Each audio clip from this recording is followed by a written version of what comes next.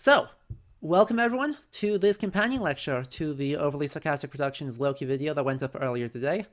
In the OSP Deep Lore, my name is Yellow. I have appeared on the God of War livestreams, on the most recent podcast episode, and on Blue's the Viking Age video. But my name is Adam. In this lecture, I'm going to try and give a fast and high level, but fairly comprehensive overview of what makes talking about Norse mythology so dang challenging. To give my credentials, I have a BA in Medieval Studies and an MA in Viking and Medieval Norse Studies. I also do public history work, mostly doing historical games analysis here on Twitch. So, on that note, if you are enjoying this lecture, make sure to follow and subscribe on Twitch to help support this. It takes a lot of time to research and put these together. My field of specialization, though, is in 13th and 14th century cultural and environmental history, not necessarily mythological studies. So that puts a tiny disclaimer on things, in that I am not a specialist in Nordic religions, and if a specialist tells you something different, there is probably reason to trust them over me. But overall, as you'll see, this actually equips me really well to talk about basically all of the source material we have, and one particular conception of Norse mythology. So there's a scripted part at the beginning, which I'll try and keep to less than an hour for the sake of anyone catching the YouTube VOD. The Q&A will be very long though, and that is okay. The livestream is being simulcast on the Overly Sarcastic Productions Discord and here on Twitch, so preference in the Q&A will be given to Twitch chat over Discord chat because it's, to be honest, easier for me to moderate and keep track of. So if you have questions, do consider heading on over here. And with that, let's get stuck right in. As I talk about the structure there. Content warning. Right there.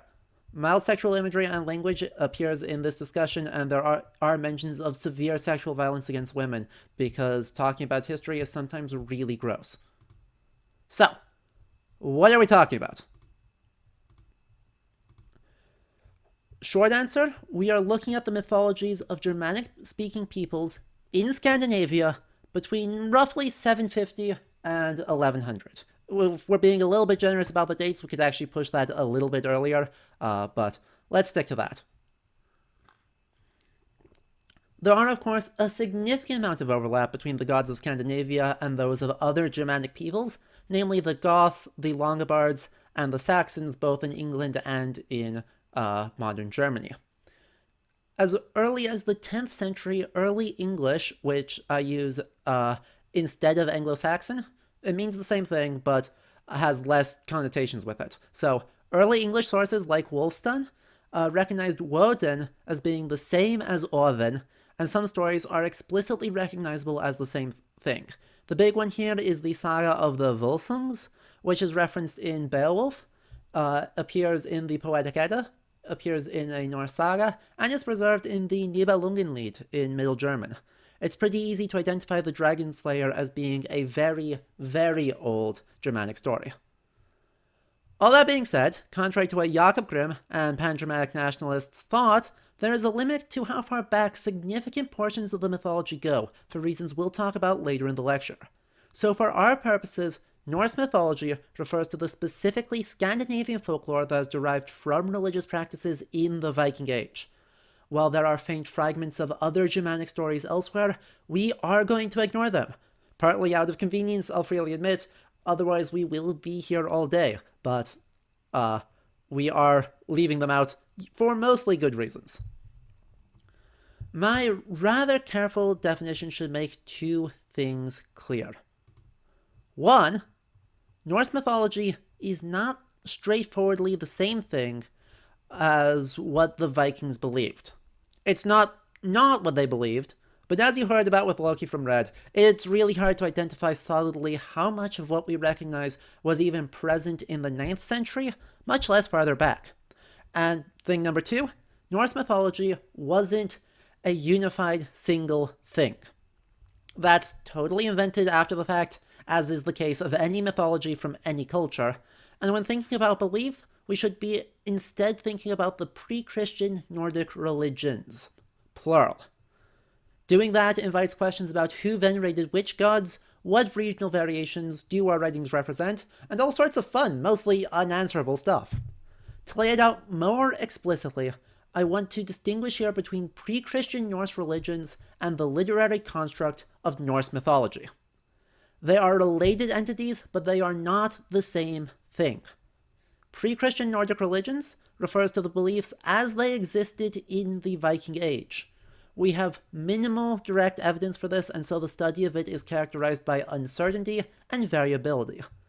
The literary construct is the image of pre-Christian Norse religions that emerges in the 12th to 14th centuries. It's derived originally from an oral tradition that stretches back to the Viking Age, but as we get later and later into that period, it becomes increasingly literary and fits into what scholar Mats Malm calls learned prehistory. More on that later. This literary construct is, by and large, what people are familiar with. If we think about the Prose Edda, or any of the thousands of redactions, copies, spin-offs, re-receptions, interpretations, etc., of Norse belief that appear in the modern cultural zeitgeist, that's what we're thinking of. We're almost entirely thinking about this learned prehistory.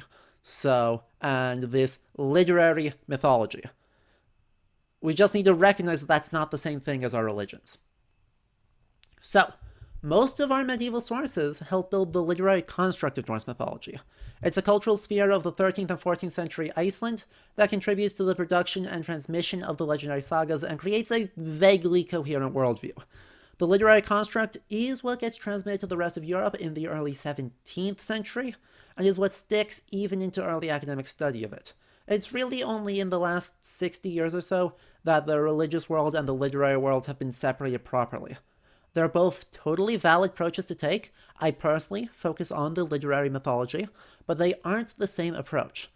So, as we're talking about our sources, I'm going to try and mostly talk about them in light of their value as access points to Viking Age beliefs, but we will sometimes switch over to thinking about them as a literary world, and I'll try and signpost which reality we're talking about, because that does affect kind of the methods and what questions we're pulling out of them. So, moving on, let's do the extremely high-level basic overview of Norse mythology. The Norse mythological world is divided into 9 worlds tied together by the world tree Yggdrasil. These worlds were mostly created by Odin and his brothers after they killed the giant Ymir and shaped the world from his corpse. Doing so angered their distant cousins, the Jötnar, and the gods and the Jötnar exist in perpetual strife from there on. The Aesir, as the gods are called, initially lived in total peace and leisure, until at one point they came into contact with another group of deities, the Vanir. A goddess named Gurlveig was killed 3 times by the Aesir and came back to life each time, but this act of violence appears to have started a war. In the end, the Aesir Mimir and Heinir are exchanged as hostages alongside the Vanir Njörður, Freyr, and Freyja, and out of the peace treaty, the wise god Kvasir is made. And then he's killed. His blood is brewed into mead, which is captured by the Jotun Suttungr, and Odin later has an adventure to recover it, granting the world poetry in the process. Mimir is also killed, but Odin preserves his head and sets it to guard over the well Mimisbrunner, in which Odin later sacrifices his eye for knowledge of the future. Humanity is created by the gods Odin, Heinir, and Loðr out of 2 pieces of driftwood. These 2, Askr and Embla, are the ancestors of all humanity, though Odin in particular has a bad habit of meddling in human affairs. The gods build a glorious hall in Ausgarður, from which lots of adventures take place. However, it is a fundamentally peaceful place until one god, Baldur, the son of Odin and Frigg, starts having bad dreams. Frigg, in response, extracts a promise from every living thing except the young mistletoe to not harm Baldur, and the half-Jotun, Loki, Odin's sworn brother, who is counted amongst the gods, persuades the blind Hörður, himself a son of Odin, to throw a spear made of mistletoe at Baldur. The gods had taken to chucking things at Baldur and being delighted when they bounced off harmlessly, because they collectively share 1.5 brain cells. Baldur is slain instantly, and his wife Nanna dies of grief. Odin, in a rage, sires a son Vauli to avenge Baldur, and Hörður is killed. Baldur doesn't seem to hold a grudge for this, by the way. Loki eventually reveals at a feast hosted by the sea Jotun Ægir that he caused the death of Baldur, and the gods punish him for this by tying him to a rock by the entrails of his son Narvi and placing a venomous snake over his head. Only Loki's wife, Sigyn, protects him, catching the poison in a bowl. When she empties it, that causes earthquakes. Meanwhile, Loki's children are problems, prophesied to cause great grief amongst the gods. Hel is cast into Niflheim and given control of the wicked dead. The serpent Jörmungandr, Thor's enemy, is thrown into the ocean where it grows so great that it surrounds the world and consumes its own tail. And the Fenrisulfur is bound with the chain Gleipnir, biting off Tyr's hand at the wrist in compensation. They shall all rally against the Aesir and Vanir at Ragnarok, the doom of the gods, where the Jötnar and the Eldthursar, or fire giants, led by Surtur of Muspelheim, shall attack the first place of the gods. The earth shall be riven and sink into the sea, the world tree shall quake, and the ground shall burn. Surtur and Freyr will kill each other, though Freyr would have won if he hadn't traded his sword for a wife. Heimdallr and Loki will kill each other. Odin will be consumed by Fenrisulfur, who is slain by Odin's son Vidar in return. Thor shall smite the serpent before being overcome by its poison, and Tyr shall be slain. The sun and moon will be devoured by Skutl and Hauti, and the world shall be dark. Until it isn't. The ground recovers and heals, and the sun's daughter takes up her mother's mantle. Baldur and Hörður walk out of Hel and are joined by Vidar, Vauli, and Thor's sons Magni and Mothi. A great power shall descend from the heavens at the hall of Gimli in the wide blue, or Vidblauen. Humanity, in Leif and her husband Leif-Thrasir, will emerge from their hiding place in Hogsmimir, and the earth shall repopulate. However, the catastrophe sets loose the dragon Nidhugr, previously trapped in Niflhel, who still soars over the earth, corpses clutched in his pinions. This is, in the most basic terms, the chronology of Norse mythology. It's really quite a compelling history, to be honest.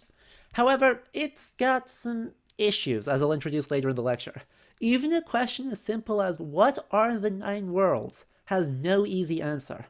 So, today we're going to go through what our various sources for Norse religious practice and mythology are, how they relate to the mythology as I just told it, and then some issues that are particularly thorny about the mythology and how reliable it is. Spoilers, there's going to be a lot of speculation, and a lot of we don't knows happening. So, our sources are going to be fairly arbitrarily split into 4-ish groups. Writings from within Scandinavia, but largely post-date Christianization. Writings from outside of Scandinavia. Runestones and other visual engravings. And archaeological material. You can subdivide these endlessly. There are many subdivisions within each of these groups, and we'll be going through some of them, but on a high level, that's what we're thinking of. The first and biggest takeaway as we get going is that any one method of study is going to be insufficient. Trying to learn anything about this mythology and about the religious practice it's derived from means working with a lot of bad sources and trying to weave a net of them. It's rewarding, but also it's a hot mess. And on that cheerful note, let's go. So, our Scandinavian sources. There are a fairly surprising amount of sources about Norse mythology from within Scandinavia, but they are all recorded after the conversion to Christianity. Before the 12th century, give or take, Scandinavia was a overwhelmingly dominantly oral tradition, and so these stories are handed around in poetic forms and in prose forms through active storytelling. They're not recorded anywhere, that's not the point. It's only with the conversion to Christianity that writing and the Latin alphabet are introduced into Scandinavia, and then they start writing their stuff down. So there really isn't anything before then, much less the idea that you would write down the long narrative poems that your professional poets or skalds knew. Two sources stand out of the pile created after that time, though: the Prose and Poetic Eddas. The Poetic Edda is a collection of poems composed mostly during or immediately after the Viking Age. The oldest ones are probably late 9th century. The youngest are from the 12th. It's recorded in Iceland in a single medieval manuscript, the Codex Regius, or GKS 2365, I believe. Yes, 65, quarto. Oh, sorry. Let me fix that. There we go. We are back. This is recorded in Iceland in the 1270s, though a few of the poems are found in redactions elsewhere. And there are a few poems that we call Eddic with mythological narratives that aren't found in the Codex Regius, such as in AM 748, which records Baldur's Draumar. That being said, the collection at least partly predates that time, because Snorri Sturluson cites several of the poems of the Poetic Edda in the Prose Edda. Content-wise, the Poetic Edda can be split into two parts. There are the poems about gods and the poems about heroes. If you have seen Red's summary of the Poetic Edda, it does exclusively the poems of gods. The poems of gods are better known, but the poems of heroes focus on a few different people, but particularly the life and death of Sigurður the Dragon Slayer and the consequences of that. That being said, the name Edda is actually a misattribution.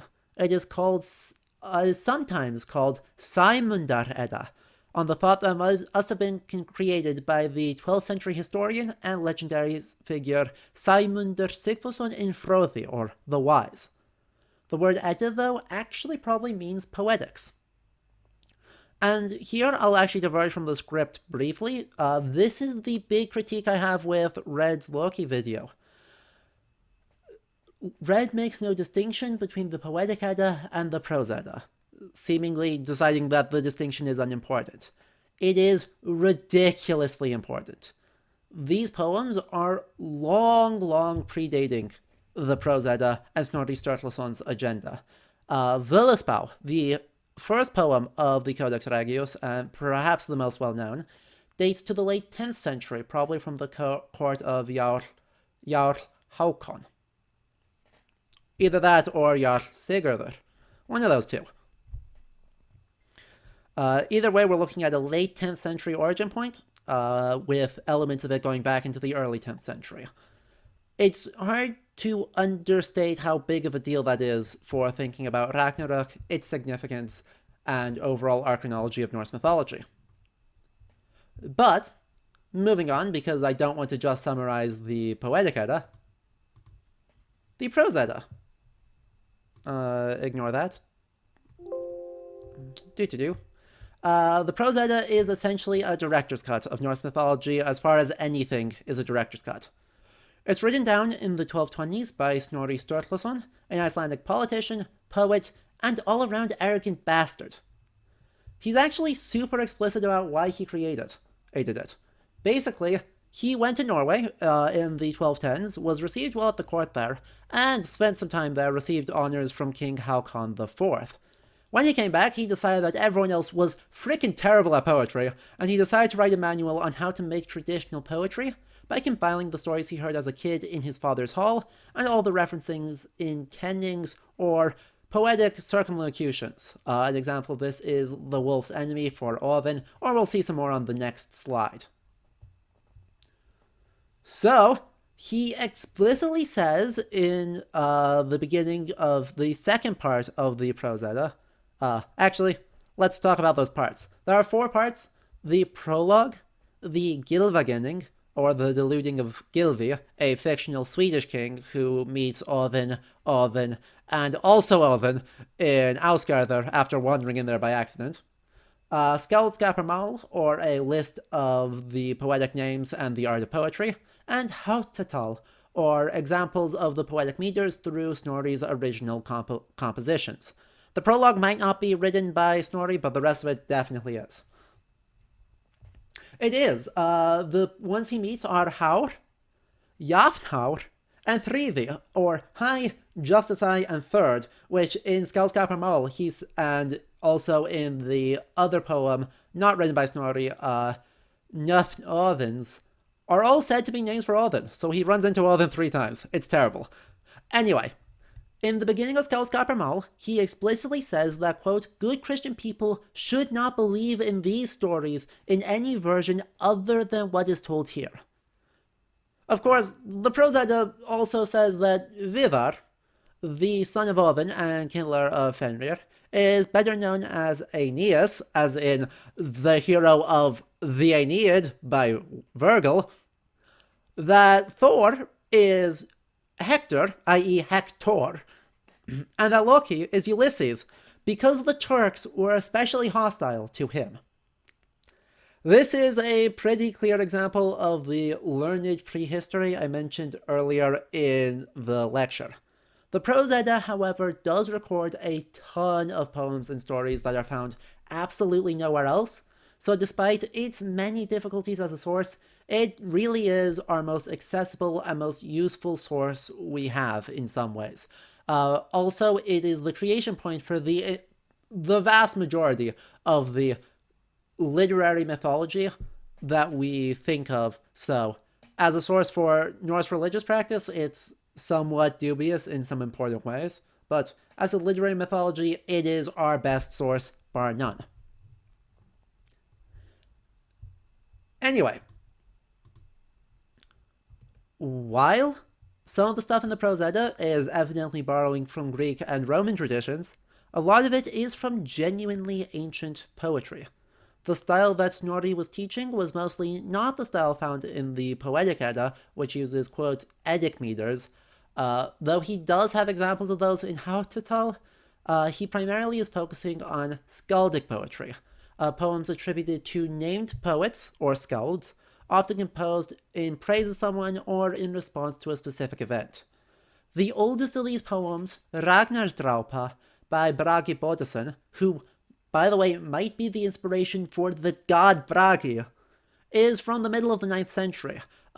Nominally, it is a praise poem describing a shield given to the legendary king Ragnar Lothbrok, but it's probably actually referring to a different petty king named Ragnar instead. After all, it's not exactly a rare name. These are, in their own right, hard to interpret. Skaldic meters are horrifically complex.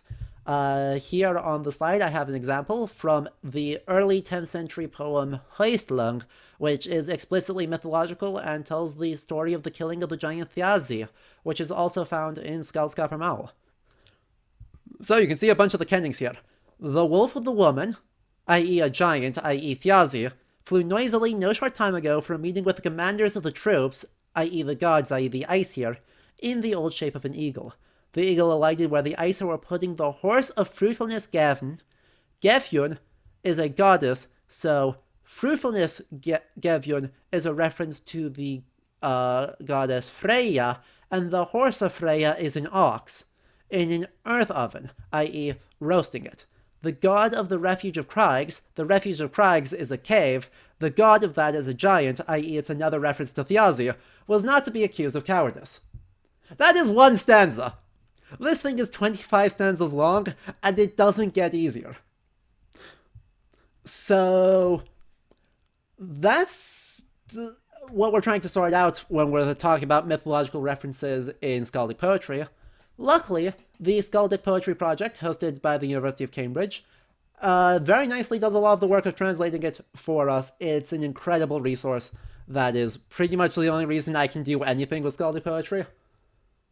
So, yeah.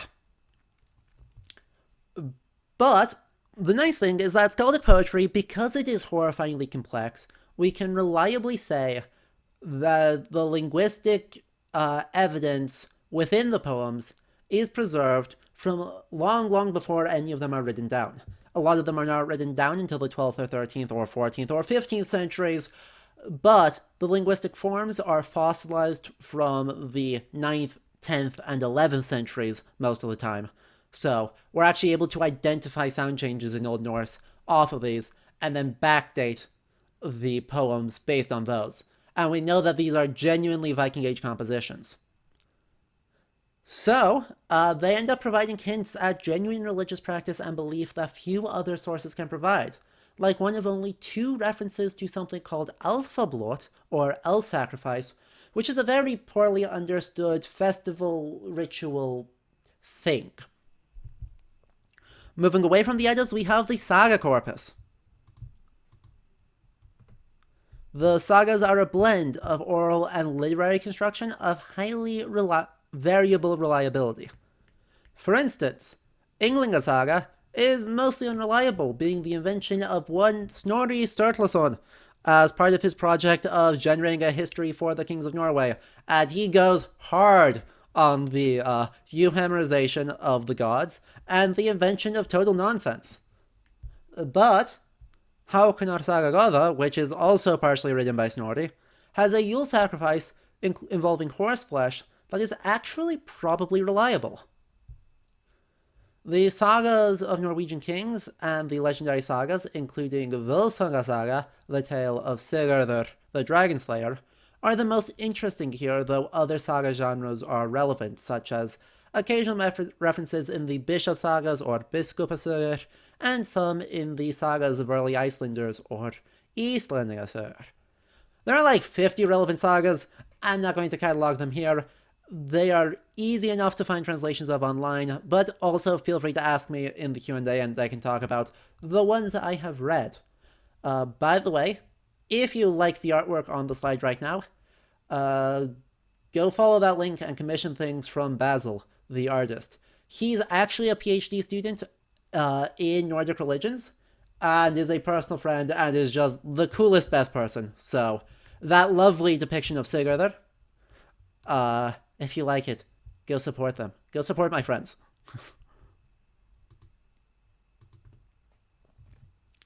Anyway, all the texts I've mentioned so far have been recorded or downright created in an Icelandic or Norwegian context. Our sources from Sweden and Denmark are dramatically more limited. There's not nothing, but there's not a lot. The biggest Danish source is by the priest Saxo Grammaticus, the Gesta Danorum. The Gesta is a massive history of Denmark from its founding, or its extremely legendary founding, to Saxo's presence in the early 1200s.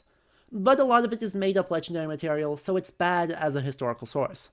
Unfortunately, Saxo was also a priest and engages in some pretty significant manipulation and euhemerization of his sources, so it's not super great as a source for Nordic religious beliefs either.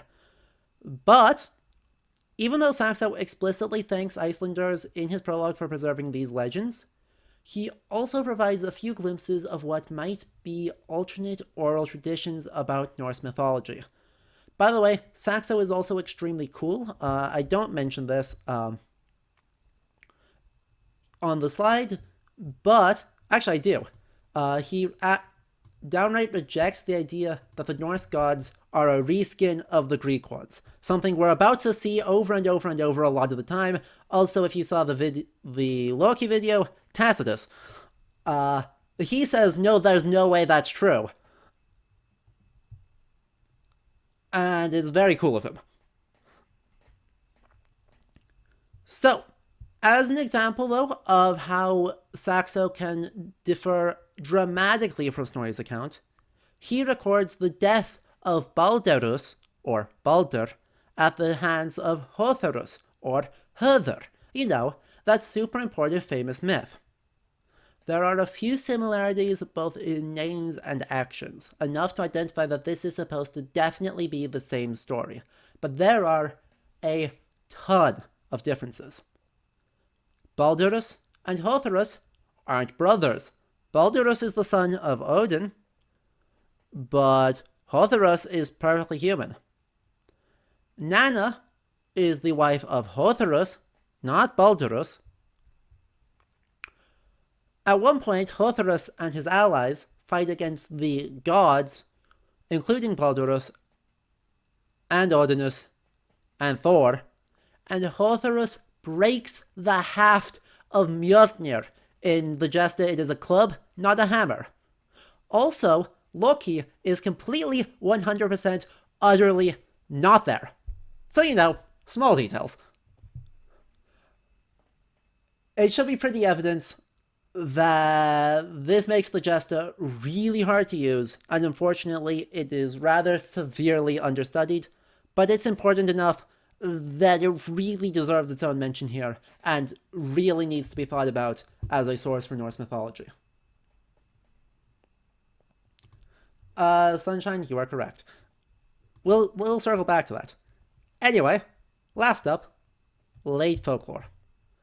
A lot of this is totally unreliable for the early period. Most of it is invented in either the late Middle Ages or the early modern period, if not even later. But, used critically, it offers faint glimmers of possibly old traditions. Eldar Heda, who read sites in the Loki video, is a good example of arguing in favor of doing that. And a Faroese folktale, Lokatautur, probably originating in the 17th century, maybe 18th, is a really great example because it preserves a trio of gods, Heinir, Odin, and Loki, that appears in the Prose Edda, maybe, and in Hoistlong, the skaldic poem that I cited earlier, definitely. So, for more on that, Jackson Crawford, just like a couple weeks ago, released a video on Lokatautur. So go check that out.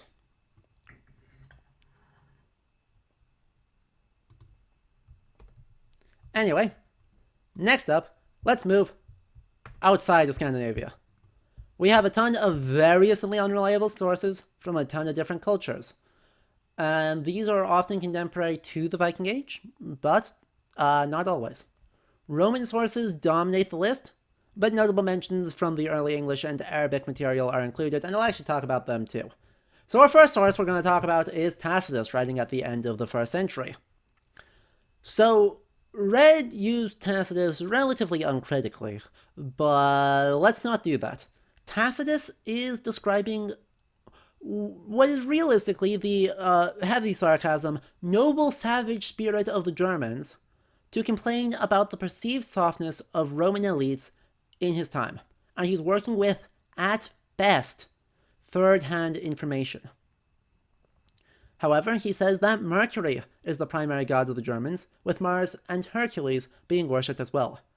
These are usually interpreted as being early versions of Odin, Tyr, and Thor, respectively, but Tacitus never provides the indigenous names of the gods he is referring to, and recent scholarship from just the last 3 years has suggested that Wotanas, Tiwas, and Thunras, the Proto-Germanic names of these gods, were not used in Germania at this time, which makes this source even less useful. Tacitus also describes a female Earth Mother named Nerthus, who Jakob Grimm and pretty much everyone afterward connected to the male sea god Njörður. But based on one manuscript, you can see the citation there, it could actually be not Nerthus, but Hertha, which is cognate to Jörð, a female personification of the earth who is known from Scandinavian sources. In either case, the ritual described shows her being drawn through the temple by a cart. That's a Roman ritual. It just straight up is. It is absolutely an interpretatio Romana, something that it would be familiar based off of the movement of idols from the port at Ostia into the Forum in Rome. That's a Roman practice which there is only very faint evidence for in Norse culture, thanks mostly to the highly decorated funerary cart excavated as part of the Oseberg ship burial, which dates to about 800. Luckily, we don't have to talk about Caesar, because Caesar did not write things about Scandinavia and Scandinavian religion. So, yay. But we can now skip ahead to some few other Roman or Italian-ish sources, such as Jordanus in the 4th century, Paul the Deacon working in the 9th, the Annales Regii Francorum from the 8th and 9th. Well, that's Frankish, obviously, but close enough. The Origo Gentis Longobardorum from the 8th century, which Paul the Deacon is working with. Orosius from like the 4th or 5th century, and his On False Gods, etc., etc., etc. A full breakdown is in that text. So for the sake of brevity, let's move on. As we get into the Viking Age, our number of sources start to pick up a bit. Really, I thought I put in more images here. That's awkward. Oh well. As we get into the Viking Age, the number of sources pick up somewhat quickly. The first one we're talking about here is Rimbart's Life of Ansgar, which tells of a missionary trip to Birka in Sweden, where Ansgar founds a small Christian community in the 820s. It doesn't really seem to catch on, though, and the text doesn't describe the pagan practice much at all. So, not a lot we can necessarily pull out of that. The early English tradition has a few other sources.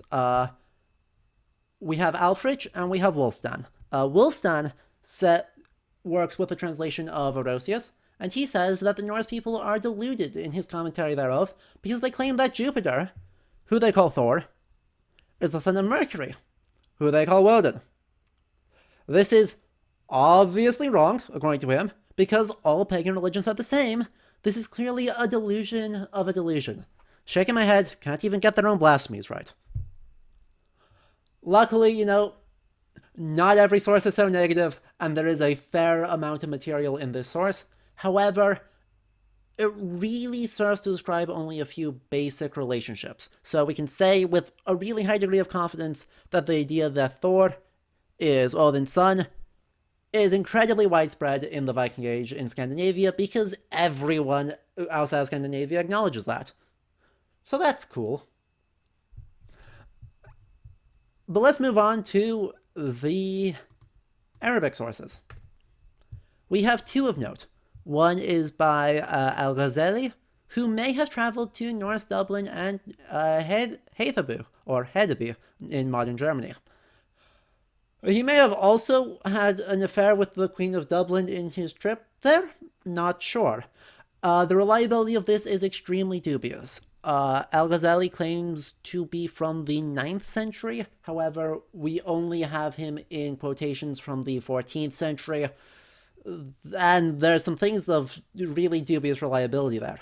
He claims that the Norse, named by the term Majus, worshipped fire. This Majus is a term used in Iberian annals to refer to the Vikings in the 9th century attacks on Sevilla.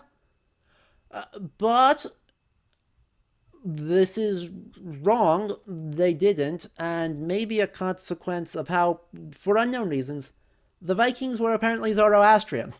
Because Majus, at the same time as being used in Iberia to refer to the Vikings, is used in the Abbasid Caliphate to refer to the Magoi, or a priestly class in Zoroastrian practice, and the assumption that they worship fire.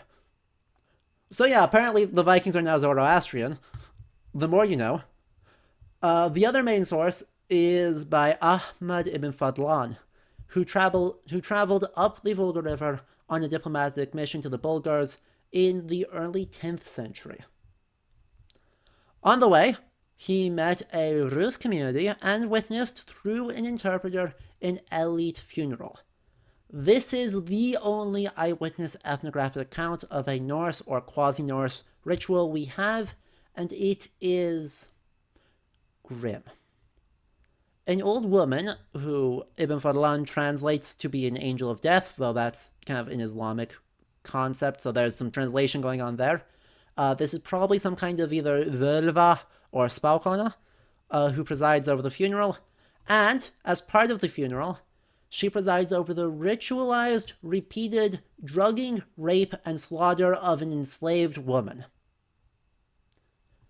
This does not tell us much about the gods, though they do say that cremation is preferred as a burial method, because then the spirit travels directly to the gods instead of being trapped underground. But it is a very important source for Norse religious practice, and is revealing for a lot of the glorification and talk of the kind of abstract brutality of Norse mythology. When it gets down to it, Norse religious practice was, to a modern perspective, abjectly horrifying. And to Ibn Fadlan, he was horrified by it. He was confused and he was horrified. And we do not want to forget the lives of the people that are slaughtered and ruined and enslaved by this culture.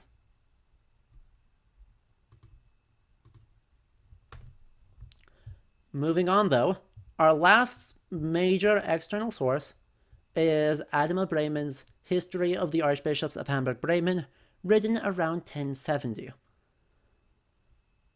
This source is created mostly to complain, because at the time the Pope was going to move the archbishopric of Scandinavia to Lund instead of Hamburg-Bremen, because it's actually inside of Scandinavia, and that makes sense. Adama Bremen was really furious about this, because reasons. So, as part of his mission to generally discredit Lund and broader Scandinavia, he ends up actually describing a festival and sacrifice at Gamla Uppsala, involving massive sacrifices of animals and humans to a trio of gods. Thor as the head god, flanked by Woden and Friho, who is usually interpreted as Freyr. Thor is a harvest and weather god, Woden is a war god, and Friho is a god of, quote, peace and pleasure, and is characterized by having an enormous phallus. The statue of him is like the defining feature. This is actually true. We have found idols that is their defining feature. One is on screen right now. Huzzah. Small problem. Adama Bremen never went to Uppsala. He describes this solid gold temple nestled in the mountains where sacrifices take place. If we take a look at the very real, genuinely super regionally important Viking Age site at Uppsala, there are no mountains to be had. There are no mountains inside of Uppsala. Well, there are some Bronze Age burial mounds, but it's not possible that those are what he means when he says that it's surrounded by mountains as if they were a theater, because he uses pontes, not tumuli, the word otherwise consistently used to refer to burial mounds. So, he never went, and he has no idea of what Gamla Uppsala actually looked like. So that alone throws most of the thing in doubt, and there has been a recent scholarship which has argued that Woden and Friho should be read as demons of anger and lust, flanking the catch-all pagan supergod Jupiter. And nevertheless, other things he mentions are genuine. As I said, the description of the idol of Freyr is actually real, and Adama Bremen is the oldest mention of Vinland that we have. We know that's real, and in Canada. So we have to hope that at least part of his description of Gamla Uppsala is based on actual religious practice. Research is ongoing to better suss out the reliability of that, but it is an important source. We have to acknowledge it, even if we disagree, and critique it to hell and back.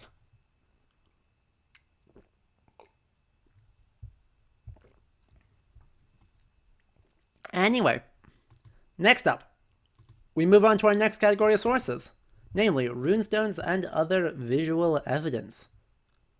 Earlier in the lecture, I said that pre-Christian Norse culture was not one that wrote stuff down. This is not quite true.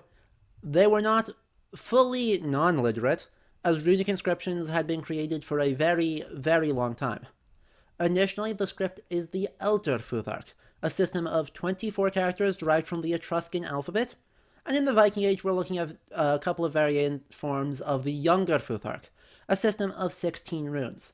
However, Futhark is a really crappy writing system for Norse phonology. It's actually truly atrocious. At the time period when Younger Futhark is used, there was actually some sound splits going on, so Norse phonology was getting more complex, not simpler. And so it's very bad at representing it, and so it's actually often said to be more of a proto-writing than a full writing system. Anyway, most full runestones in Scandinavia actually post-date the Viking Age. Out of about 4,000 that I'm aware of, over half are created between 1100 and 1200. The basic form is person X raised this in honor of person Y, who did thing Z. Person A carved these runes. Person X might be the same as person A, and occasionally X, Y, and A are all the same thing. Same person. However, what's fun is that the visual images on the runestone have nothing at all to do with the text on the runestone. And as such, the visual images often include legendary or mythological material. One that shows up repeatedly, such as on the Altoona runestone, or the Gothforth cross, are Thor's fishing trip to the Midgard serpent, told to us in the Prose Edda and in the Eddic poem Hymiskviða. This also exists on Christian crosses from Northumbria and the Isle of Man. The Gosforth cross, the other image on this slide, is probably the most spectacular, showing scenes from across the mythological corpus, including about Loki, Fenrisilver devouring Odin, and more. These are incredibly valuable. Older runestones can provide evidence of active oral traditions that are otherwise totally lost to us today. However, a lot of them are heavily stylized and hard to interpret. So, we run the risk of using the 13th century material in order to interpret the 9th century runestones, and then using those runestones to demonstrate that the 13th century material is genuinely old. That's circular logic as much as possible. We don't want that. But, there aren't a lot of 8-legged horses running around the Norse mythological world, so we are able to be fairly confident in some interpretations. So, an 8-legged horse is probably Sleipnir. The rider of an 8-legged horse is probably Odin. And therefore other symbols, such as the what's now known as the Valknut, can probably be associated with Odin as well. Of course, not all runic inscriptions are useless either. While runes themselves are not individually magical, this belief emerges in the very late Middle Ages and the early modern period. It is not old. Magic can be done using runes. So, we have some charms, and those charms give us insight into magical and therefore ritual or spiritual practices.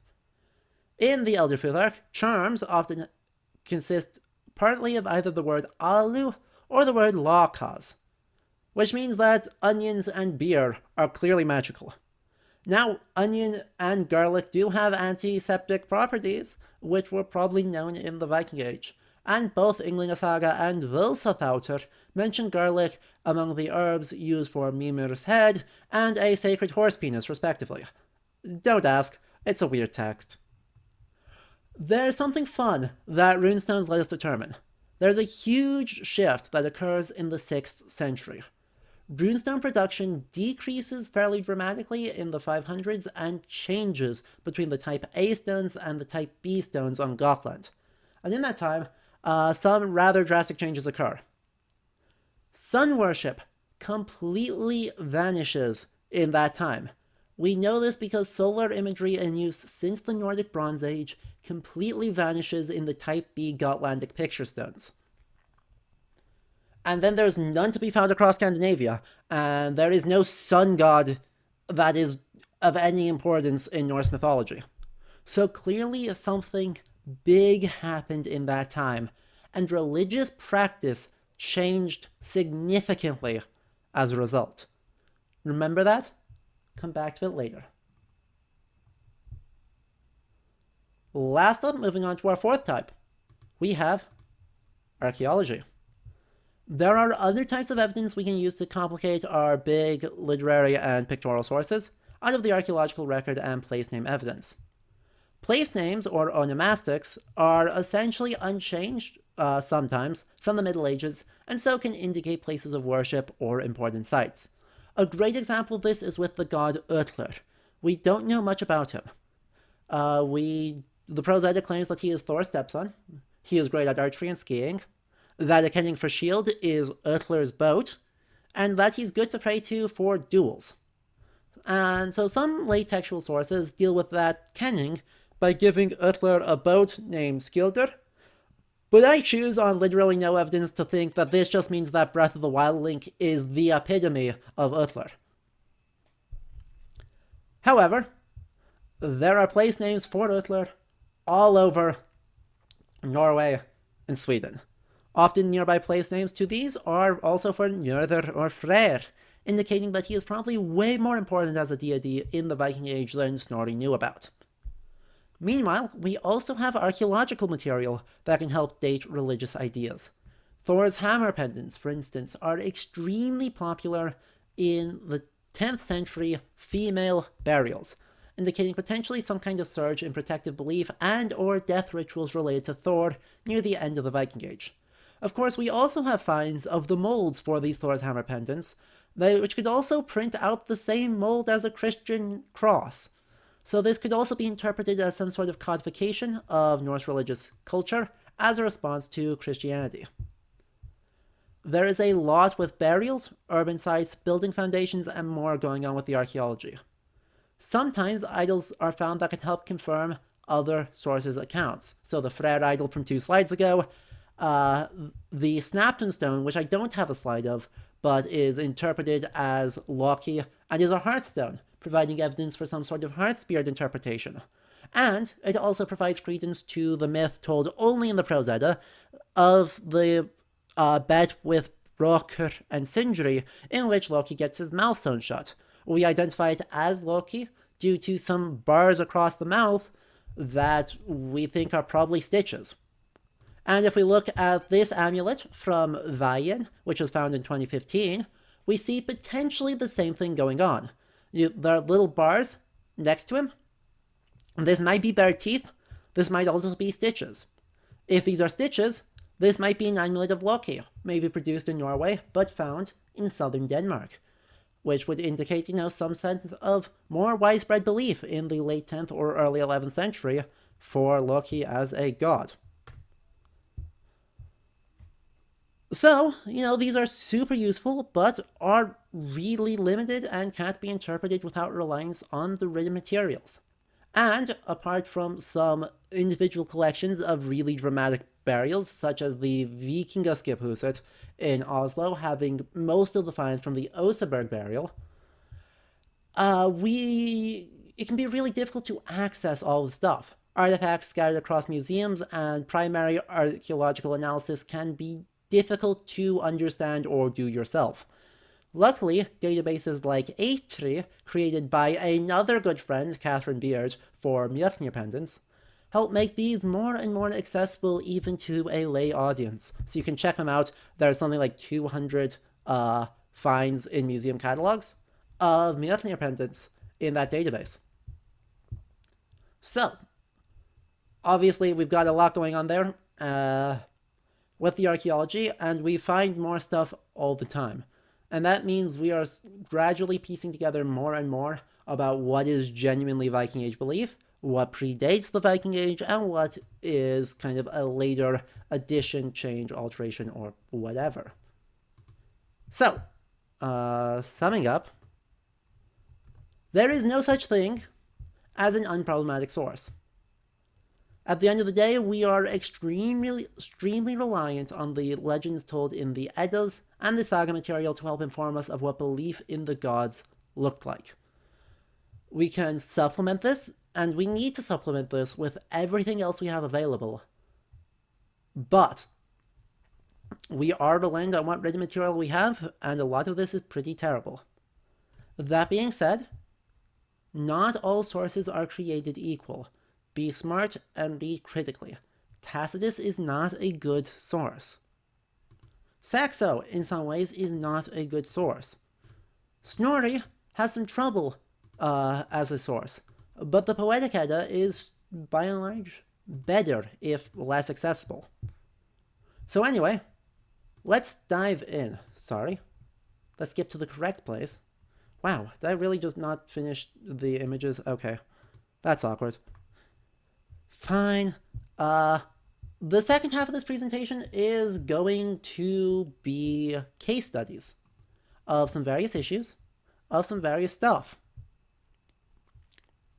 Some big problems, some big ideas, some big common misconceptions. And from there, we're going to roll that into some practical advice for you guys, as lay people, trying to understand Norse mythology. Pretty much all the Scandinavian sources, with a very, very small number of exceptions, are created after part or all of Scandinavia converted to Christianity. This has caused people to level accusations, especially at the Prose Edda, that it has been Christianized and we should discount XYZ thing in it because of that. And certainly, some part of it is clearly derived from Latin Christian traditions, particularly the whole Aesir are actually refugees from the Trojan War thing. That's a tactic done all the time to link the local country to Rome. Geoffrey of Monmouth, for instance, in the 1100s says that Britannia is founded by Brutus, a Trojan refugee. However, as we start digging in elsewhere, it becomes harder and harder to identify, beyond a vague instinct, what has Christian influence behind it and what doesn't. So, chat, we're going to take a quick comment here to type if you think you know something that's Christianized in Norse mythology.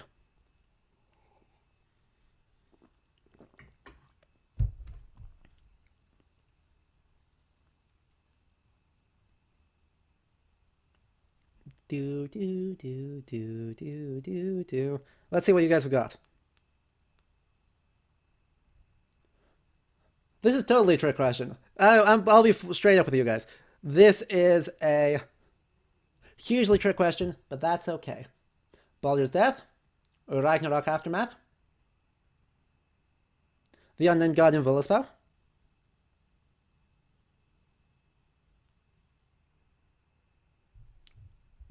good choices.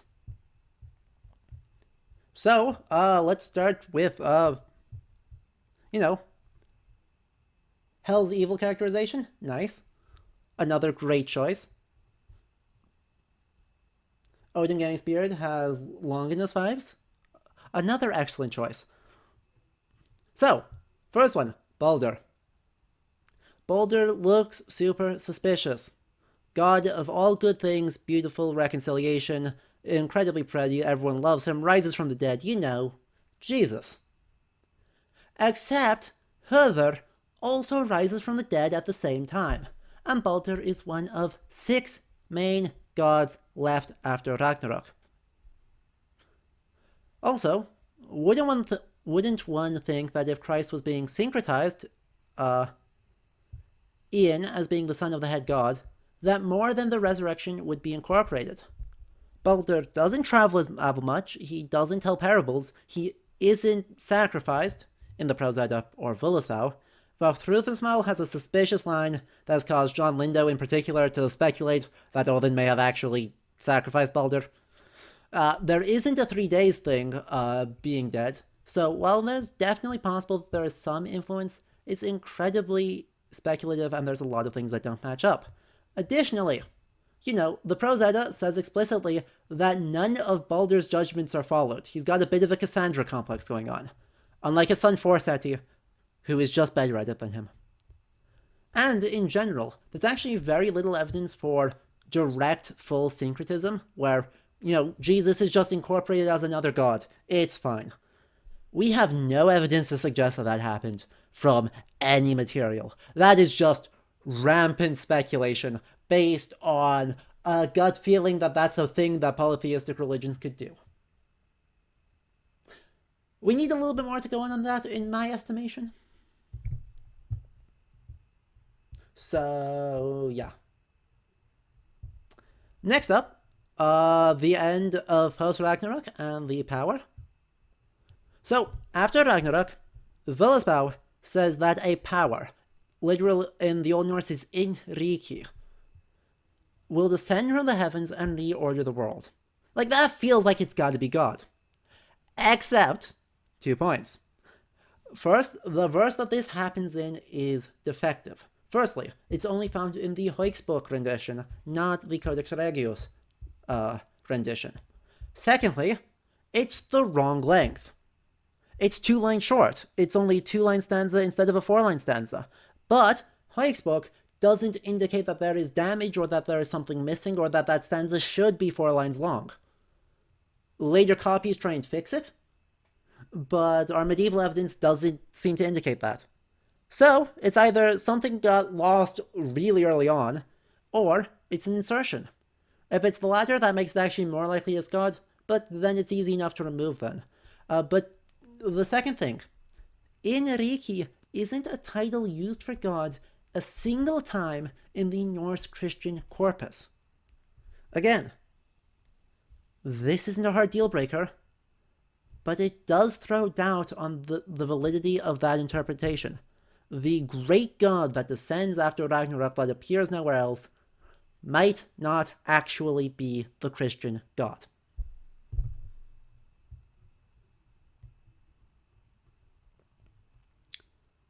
Number next. The afterlives.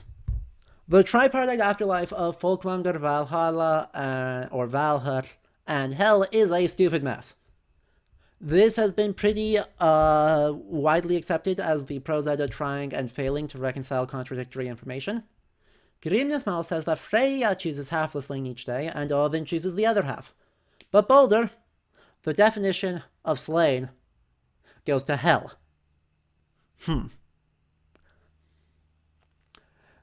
There also isn't widespread belief in the sagas that one should kill the elderly before they die of old age, or that they had to die with a weapon in their hand, or any of that nonsense. Additionally, Ibn Fadlan's account suggests that the afterlife wasn't a place you traveled to, but a single spirit world in a parallel dimension. This is supported by evidence from Eirik Saga Røyde and some runestones that seem to have a doorway carved into them. So, we don't know what's going on there. The devouring of the iniquitous, according to the Prose Edda, at Naustrund, could definitely be some Christian influence, but we don't have a clear counter-image to compare it against. That's the tricky thing. And sorry to Lampurus, and also thanks to Lampurus for last week giving me just the perfect example of how I, with my training, would answer the question of Christianized in a rigorous way. So here's the tricky thing. Steadfastly and definitively proving Christian influence would require a different attestation of the same story that doesn't have that influence. The divine corpus instead of the heroic one is subtle enough to not have people take a break to start praising God. And we very rarely have 2 copies of the story, much less 2 independently derived copies of a single story. So, good luck with that. And even before we get to our conclusion on this section, some broader questions on how to answer beyond, I feel like this is Christian maybe. Thing 1, read. Read broadly across all the sources I've outlined. So, thing 2, think about contexts and paired texts. There are a lot of explicitly Christian texts in Old Norse to compare to look for linguistic similarities, borrowed turns of phrase, borrowed identifications, epithets, things like that. Think about it in terms of wide cultural shifts versus individual decision-making. That can often be really helpful to think about, is this Snorri just trying to make sense of stories that fundamentally do not stick together well? Or is this a wider cultural belief? The answer is probably somewhere in the middle.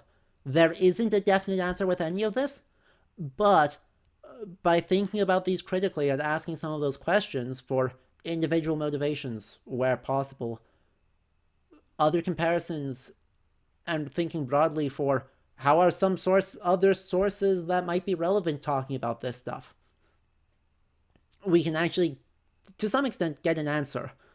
And the answer is that the Prose Edda and the literary mythology of the afterlives, in this particular case, is likely unrelated to the actual afterlife of pre-Christian Nordic religions. Anyway, conclusion on case study 1. Even for the things that are plausibly interpreted as being influenced by Christianity, and there are a lot of them, I don't have time to answer all of them, but those are some case studies that all happen to be mentioned. Regardless, we still don't actually have a choice in using them. If we go, well, this source is problematic, so I won't use it, and that source is problematic, so I won't use it, by the time we run out of problematic sources, we're left with 3 stick figures and a bit of pocket lint. We can't ignore what any medieval source says, even if it contradicts our theories. The goal is to find reasonable ways to address it all, either through explanations of cultural borrowings or variant oral traditions, or by reading extremely broadly and critically. This doesn't mean that all sources are created equal, looking at you, Tacitus, but it means that every source, in some way, shape, or form, has value, and we need to think about them all the time. Case study number 2, the Aesir-Vanir War. There are 3 main Vanir mentioned in the Prose Edda: Freyr, his twin sister Freya, and their father Njörður. However, there are supposedly multitudes of them linked to the elves, who Freyr is said to be lord of, and who were initially hostile to the Aesir. Snorri's Ynglinga Saga makes this case very explicitly. The Aesir are immigrant god kings who go to war with and replace the indigenous Scandinavian rulers who are the Vanir. Great. The Poetic Edda also confirms this. In a war, after Guthveig is burned, a war happens after Guthveig is burned. We think that Guthveig might be Freya. This must be a war then between the Aesir and the Vanir. At first glance, this looks like a very old Indo-European myth too. Asuras versus Devas, Tuatha De Danann versus the Foveri, gods versus titans, great. Except now. The first source to use the name Vanir is Völuspá, probably from the late 10th century, and describes the war over a few stanzas which are on the slide. There isn't a strong indication in there that the Vanir are a god name, nor that Freyr and Freya are necessarily part of them. By the very next stanza, the last one mentioned on the slide, telling of the building of Ausgard's walls and the birth of Sleipnir, Freya is solidly one of the gods. Odd's May, there is the wife of Other, is Freya. So the first source to lay it all out as we know it is Snorri. No other source, even those that mention Freyr or Freya in some capacity, call them the Vanir. It's not clear this is at all old. Þjóðólfur of Finnur's early 10th century poem Haustlung, which I cited above, mentions the kidnapping of Idun, her rescue, and the giant Thjazi's death, a myth that specifically involves Freya, or at least her feather cloak. However, no animosity is present, and no references to the Aesir-Vanir war occurs. Snorri in the Prose Edda also doesn't seem to cite any sources for where he's getting his account of it for. Very cool, Snorri. Another example of this is the Eddic poem Skirtnesmal, in which Skaði is Freyr's mother. It tells of Freyr's marriage to the Jotun woman Gerður and the loss of his sword, and Freyr is just one of the gods. This would also seem to be supported by Ötler and Freyr being associated place names, Ötler being stepson of Thor, and therefore one of the Aesir, Freyr being a Vanir, but the place names are super close together. They're probably worshipped side by side, no distinction is being made. So, yay. The comparisons with other mythologies are also rather forced. The general idea here is that one side of the war is more civilized forces, while the other side is more natural ones like fertility. This doesn't map cleanly onto the Aesir and Vanir at all. While Freya and Freyr are both associated with fertility, the closest we get to nature is that Freyr, 1, uses a moose antler to kill the Jotun belly, according to the Prose Edda, and 2, is a lord of elves. The Alvar are similar to the Landvættir, who in early modern and modern folklore are nature spirits, and therefore we can totally back project that all onto the Vanir. Also, Njörður is a god of the sea. This is highly dubious. Magic is an inhuman thing, but it isn't a natural one. There's a mention in Ola Saga Tryggvasonar of all sorts of beings, both great and small, packing their bags and leaving at the time of Christianization. That's not a nature spirit, that's a previous inhabitant who is just a differently civilizing force. civilizing. I do environmental studies. Civilizing is a problematic everything. Um, Also, the comparisons, all the other ancient Indo-European god war comparisons are super problematic, but I won't get into that there. If you are on the Overly Sarcastic Productions Discord server or on my Discord server, there is a whole lot of experts who will happily tell you all the ways in which the comparative mythology aspect is way more complicated than the 19th century liked to think it was. That being said, comparative mythology to look backwards is a valid approach. I want to be extremely clear on that. If you are looking for pre-Viking Age or even Viking Age belief, thinking in terms of comparison to other cultures as a point of comparison is absolutely 100% a valid thing to do. Just a few years ago, a book, actually, it's over there right now. A book was published, Old Norse Mythology Comparative Perspectives, by an academic press that was edited by people I have worked with in professional capacities before as an academic, and people I have had as teachers before. So, right, comparative mythology is still done. It's just these incredibly broad sweeping claims are really easy to go too far with and to overgeneralize past the point of any sort of value. So be careful with that. And that means, this super core thing that appears in our chronology in the 10th century, we really don't actually know a lot about or how it factored into belief. This is ultimately part of the literary mythology far more than it can be attributed into pre-Christian Norse religions.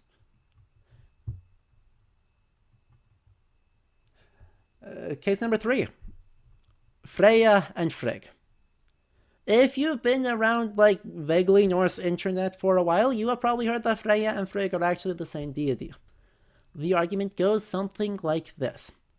Freya is said in some material to be married to Odin, e.g. in Sörlathauter, a late legendary saga retelling the battle of Héðinn and Högni, or the Hjaðningavig, in which Freya is a demon sorceress from Asia who is incredibly promiscuous and gets her necklace the Brisingamen by sleeping with 4 dwarves.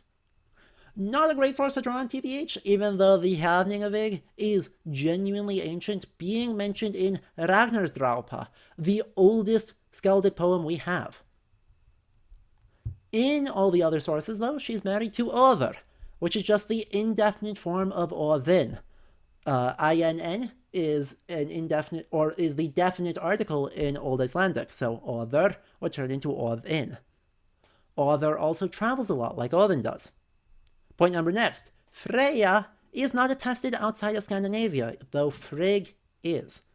Therefore, it must be the case that Freya is splintered off from Frigg as the queen deity, and they can therefore be treated the same. On the one hand, this is not the worst argument when it comes to thinking about pre-Viking religion. It seems to hold together reasonably well. I think it's more likely that Freya is a derivation from Freyr as a divine twinning. Their names are Lady and Lord, respectively. But in a rare change of events, I agree with Dutch scholar of religion Jan de Vries that the linguistic relationship between them does not definitively prove any common origin. But, by the way, this is the only time I'll agree with Jan de Vries. Don't get used to it. Where the idea that Frigg and Freya falls apart is when someone tries to use this as proof of what the Vikings actually believed. Our sources, with total 100% consistency, refer to Frigg and Freya as 2 different beings. As far as we can tell, in Norse mythology, those 2 are not the same, and treating them as identical ends up erasing a boundary that actually exists in pre-Christian Nordic religions and in the literary mythology. This says something important. The arguments you make are shaped by the questions you ask. If you are reading into Norse mythology for the sake of looking into very ancient traditions, pre-Viking or even older than that, you're going to ask very different questions about the relationships between the gods than if you're asking, What is the significance of these gods that cause oral traditions to survive into the 13th, 14th, 16th, 19th centuries, even as belief in them and other folkloric beings declines? Know what questions you're asking and treat the evidence accordingly. Your methodology depends on your questions. This is probably, if you take away one thing from this lecture, I think I want that to be it. The questions you ask matter. Even if we have a limited number of source material, making sure you know what question you are reading to have answered, and even if that question is, hey, I know nothing, I just want to, what are these stories? What are these stories? Then you can just look at the literary mythology. You don't need to overthink it. You don't need to look at the truth behind it all. The literary mythology are the stories. You can just read them and have a good time with them, and that is a perfectly valid way to read this. If you're looking at Viking Age religion, you're asking a very different set of questions of our sources. If you're looking at 14th century cultural history, you're asking yet another different set of them. So there's a lot going on here, and there's a lot of really productive research in the field on a whole spectrum of time periods and questions within Norse religion and Norse mythological belief. So, to think about Loki specifically quick, he doesn't seem to exist before the Viking Age as far as Indo-European cognates, so that's cool. Also, place name evidence on the Mastics identifies exactly 0 sites where Loki was worshipped.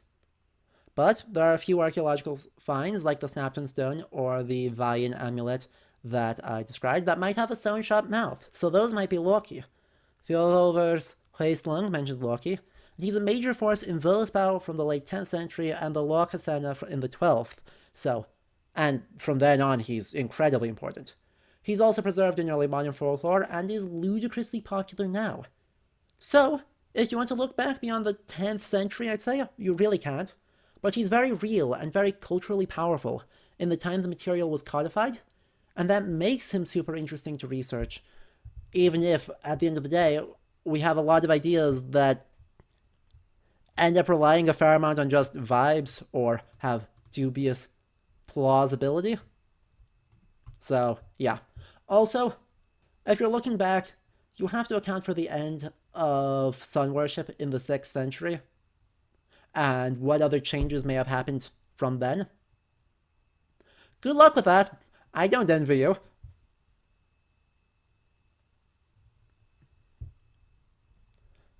Case study number next, as I see chat is talking about Jan de Vries. Tyr. Everyone's favorite black box. Lord of Justice, God of Battles, the One-Handed God, Foster of the Wolf. One of these names is not attested in the medieval record. Guess which one, and if I've told you before, don't spoil it. Go on, guess. Those are all the names that the Prose Edda says plus 1.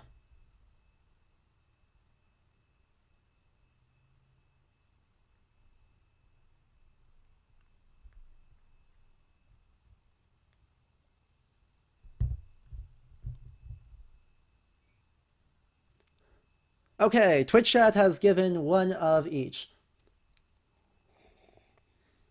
I see a Justice, I see a Foster of the Wolf, I see an Odin's Son, I see a One-Hand, I see a God of Battle, I see another Odin's Son, I see another Odin's Son, I see a Justice, I see a God of Battles, I see another Justice. The answer. God of Justice is not ever said. Specifically, the Prose Edda, which is otherwise the source that says all of these names in Skaldskaparmál, says in Gylfaginning chapter 5, Tyr ekki kallaður sættirmanna. Tyr is not called a reconciler of men. Similarly, the Lokasenna, Loki accuses Tyr of being incredibly bad at reconciliation. Like, incredibly bad at it. Like, he just makes everyone fight each other. And Tyr gets really pissed off about this, and someone else has to step in. So, why is this a thing? Two scholars of religion Jan de Vries and Georges Dumézil argued that in Germanic culture, thanks in large part to the Holmgang, or judicial duel, that battle and law were fully entangled. That one is the same as the other, and honorable violence gives legitimacy to legal acts. This is to some extent actually grounded in the material, in which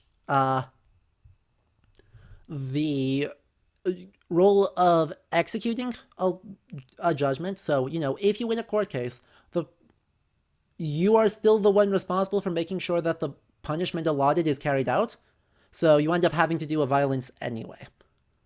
Jan de Vries also cites an inscription, made probably by Frisian soldiers, on Hadrian's Wall in the 3rd century, to a Mars Thincus, or assembly Mars, as an example of Tyr, or Tiwaz, being a law god. After all, Tacitus cites Mars, who must be Tiwaz, therefore every mention of Mars in a plausibly Germanic context must be Tiwaz. In other words, Lokasenna and the Prose Edda were wrong. There's just one tiny piece of information that changes the entire way we think about that argument. They were both Nazis. No, I'm not kidding with that. Jan de Vries was a registered member of the Dutch Nazi Party in the 1940s before starting his academic work, culminating in the publication of Allgemeine Religiongeschichte. And Dumézil was at the very least perfectly content to work in the Vichy government, and Bruce Lincoln has argued that he might actually have been writing Nazi apologia in the 1940s under a pseudonym. So, chat, I wonder if there's a reason why fascists would like Germanic culture to be in perpetual martial law.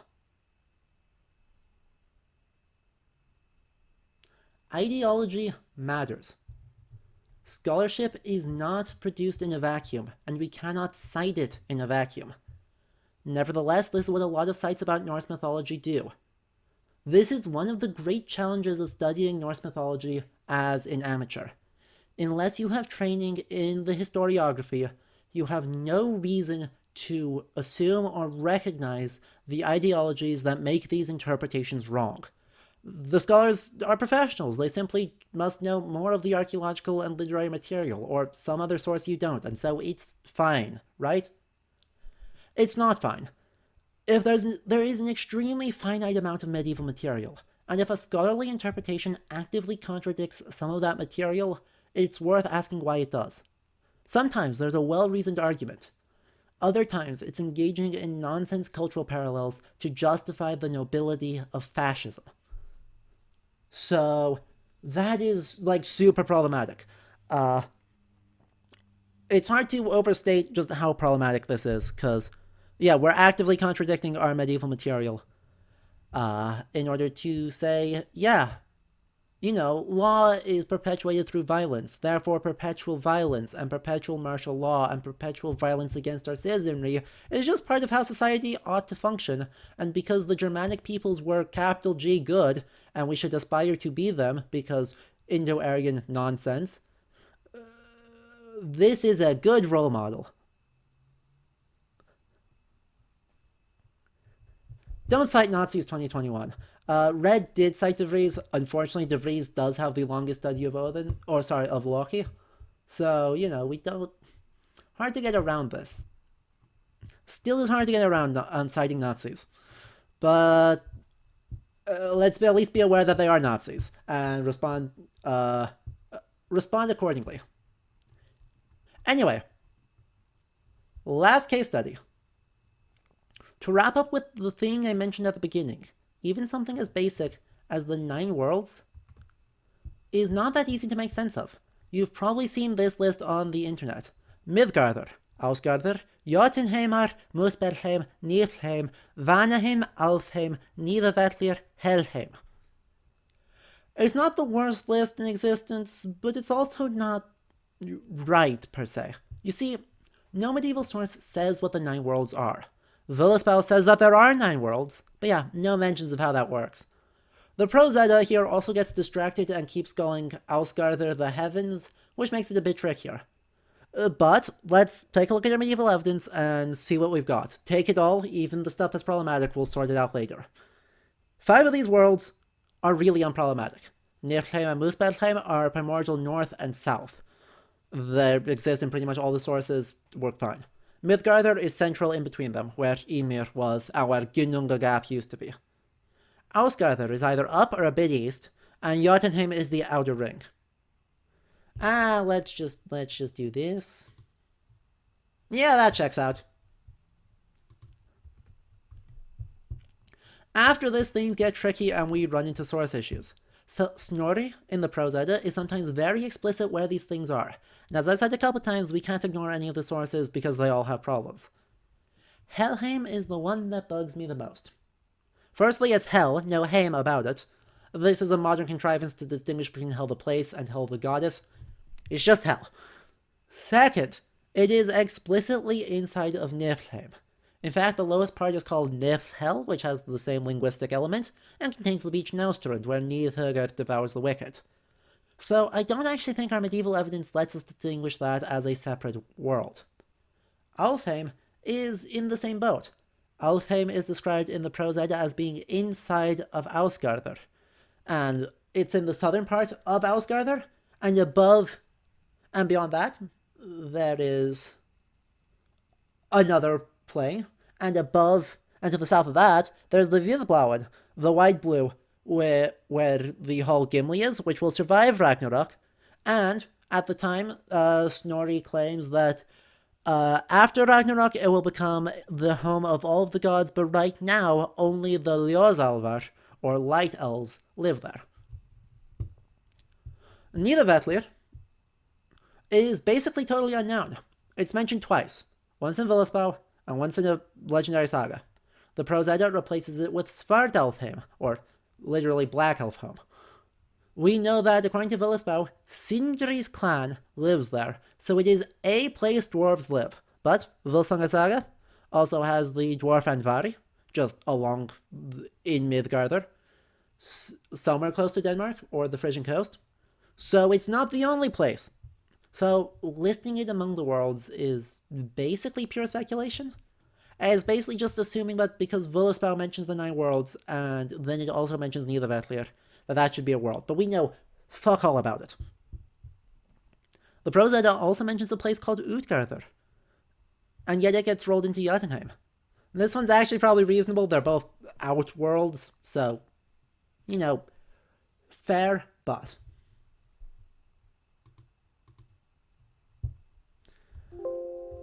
last up, Vanaheim. Remember when they said about the lack of references to the Vanir? That's true for Vanaheim as well. The only mention outside of the Prose Edda is in Vafthrudismal, in the Poetic Edda. Now, Vafthrudismal is really old, even by the Poetic Edda standards, so, what that means is that the list has only slight logic as to how it's choosing worlds. It often picks places mentioned in the Prose Edda to be worlds, and others not to be, with very little regard for what the Prose Edda actually says about those places. The list is derived from actual scholarship, but a lot of it is from really old scholarship, and so I actually really don't like the list. I don't think it tells us a lot useful. I don't think, if we're thinking about pre-Christian cosmology, I don't think it's useful at all. And its popularity on the internet means that it has become part of the literary mythology, without really a lot of evidence for what it is, how it works, or whether we should even think about it in these terms.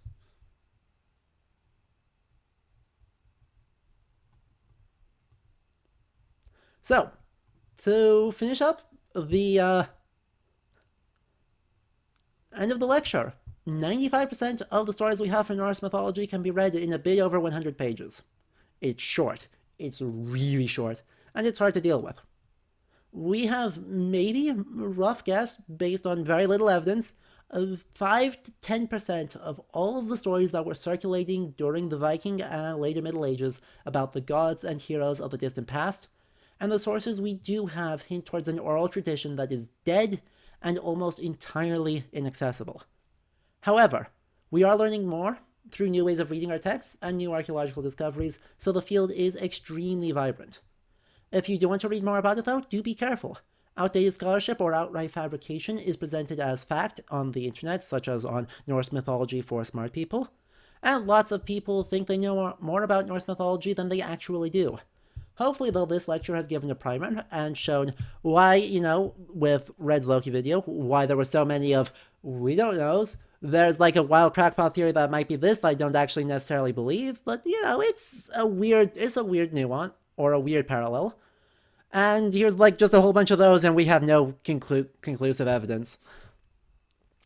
So, this also wraps up the scripted part of this, and I'm happy to answer questions for the next while about anything I'm talked on here. I reserve the right to not immediately know the answer. If you enjoyed this, though, please consider subscribing on Twitch. If you have Twitch Prime or Prime Gaming or whatever the heck it's called, you can subscribe for a grand total of nothing. And it is the best way to let me know that you want to see more like this. So, as I say in Iceland, takk fyrir komuna. Thank you for coming. And we'll take a very, very short break for me to get more water, and then we will be right back for Q&A.